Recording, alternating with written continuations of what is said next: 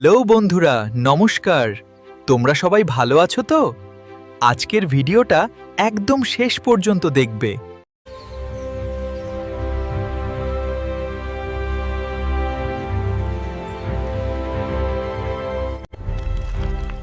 সেই কলোনিতে ছিল আরিফ নামের এক সাহসী ছোট্ট পিঁপড়া।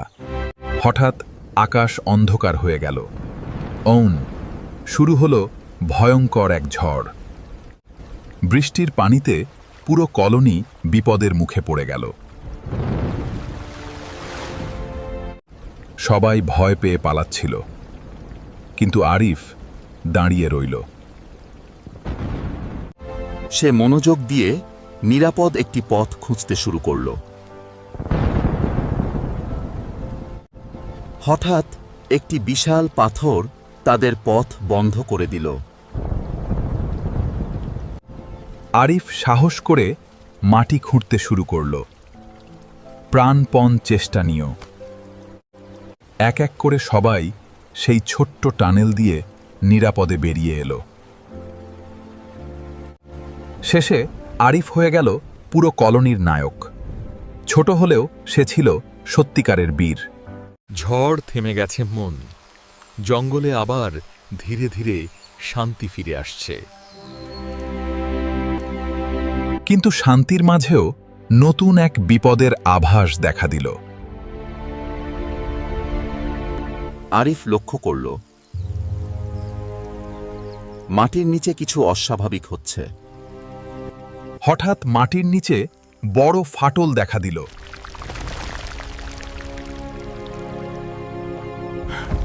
সবাই আবার ভয় পেয়ে ছুটোছুটি শুরু করল।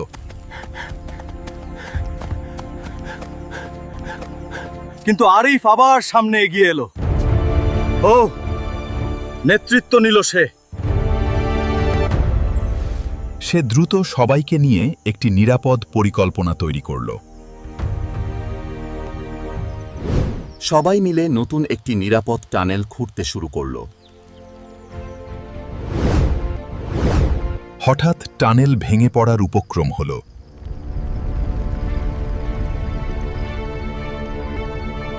কিন্তু আরিফের বুদ্ধিতে আবারও সবাই নিরাপদে বেরিয়ে এলো। সব বিপদ শেষ মনে হলেও জঙ্গলে লুকিয়েছিল এক অজানা রহস্য। মাটির নিচ থেকে হঠাৎ অদ্ভুত নীল আলো দেখা দিল।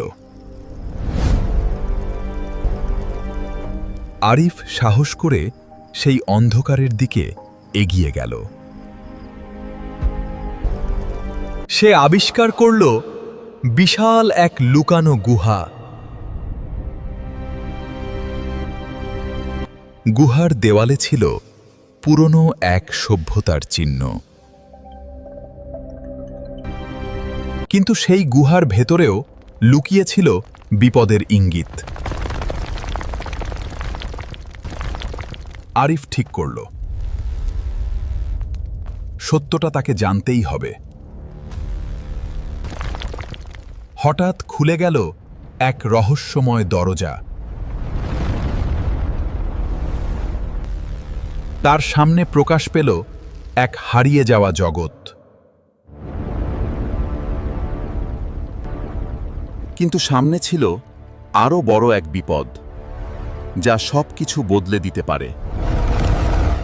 হঠাৎ সেই অন্ধকার গুহার গভীরে দেখা দিল বিশাল এক ছায়া।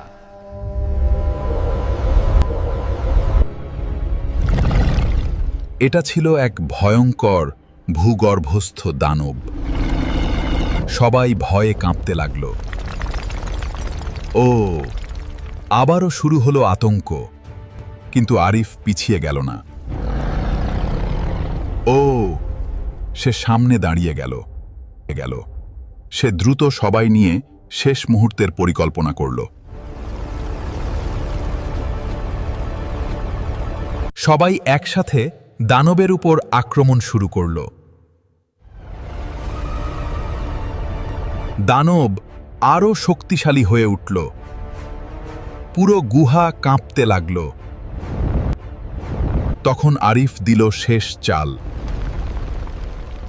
গুহার ভারসাম্য নষ্ট করে দিল। দানব ধ্বংস হয়ে গেল। ও সবাই বেঁচে গেল। সেই ছোট্ট আরিফ হয়ে গেল পুরো জগতের নায়ক। সাহসী ছিল তার সবচেয়ে বড় শক্তি।